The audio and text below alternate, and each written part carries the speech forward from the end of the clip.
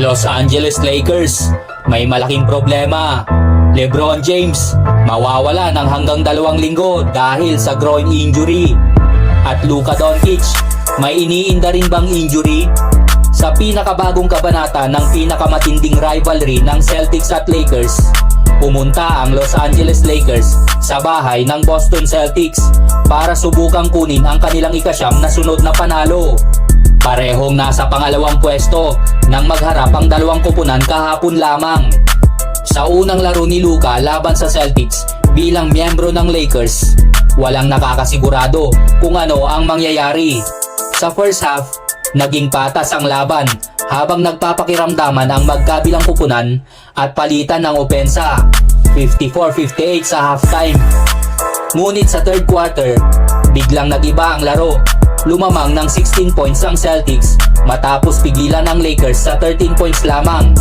Pinangunahan ni Jason Tatum ang Celtics sa kanyang 40 points, 12 rebounds at 8 assists. Si Jaylen Brown naman ay may 31 points, 6 rebounds at 2 assists. Si Al Horford na pumalit kay Kristaps Porzingis ay may 14 points, 9 rebounds at 4 assists. Sa panig naman ng Lakers, si Luka Doncic ang nanguna sa opensa na may 34 points, 8 rebounds at 3 assists. Matindi ang naging pagsisikap ng Lakers sa second half, lalo na sa pangunguna ni LeBron at ni Luka. Naibaba nila ang lamang sa single digit. Ngunit nang mawala si LeBron sa laro, tuluyang bumagsak ang opensa ng Lakers at hindi na nila naitabla ang laban. Dahil dito, umangat ang Celtics sa 4 na sunod na panalo, kapareho ng pangalawang pinakamahabang win streak sa Eastern Conference. Isa sa mga pinakakapanapanabik na bahagi ng laban ay ang pagharap ni Luka Doncic sa depensa ng Celtics. Ang parehong depensang nagpahirap sa kanya sa nakaraang NBA Finals, kung saan natalo ang Mavericks sa serye sa loob ng 5 laro. Sa kanilang laban kahapon ay wala pang Kristaps Porzingis sa lineup ng Celtics. Pero nagawa pa rin nilang limitahan ang Lakers sa 44.8% shooting, habang nakapagtala ng 9 steals at 5 blocks. Sina Jrue Holiday, Jaylen Brown at Jason Tatum ay pawang mahabang wing defenders na naging malaking hadlang sa opensa ng Lakers. Bilang ikalimang pinakamagandang depensa sa liga, mahirap talunin ng Celtics sa kanilang home court, lalo na kung kulang ang kanilang kalaban sa rotation.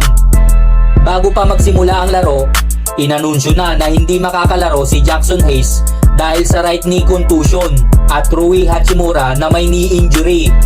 Ngunit ang pinakamasamang balita para sa Lakers ay ang pagkawala ni LeBron James.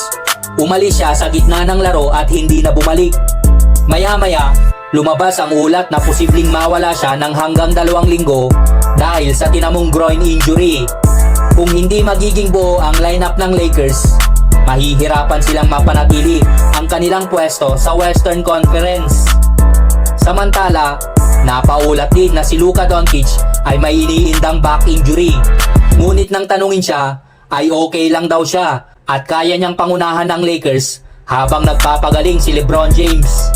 Sa first half ng laban kontra sa Celtics, mukhang mabagal at hindi 100% condition si Luka Doncic, kaya't maraming fans ang naniniwalang may iniinda rin itong injury.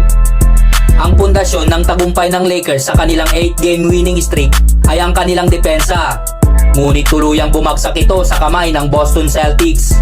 Hindi kinaya ni na LeBron at Luka na makasabay dahil sa kanilang iniindang mga pisikal na limitasyon. Mula pa noong panahon ni na Will Chamberlain at Bill Russell, malalim na ang kasaysayan ng labang ito. Hindi ito inaasahan ng mga Lakers fans, pero kung mananatiling malusog sina Luka at LeBron, posibleng magkita silang muli sa NBA Finals.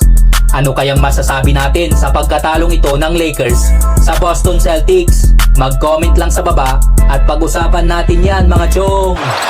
Pritchard back up top. Tatum, long three-pointer. That's good.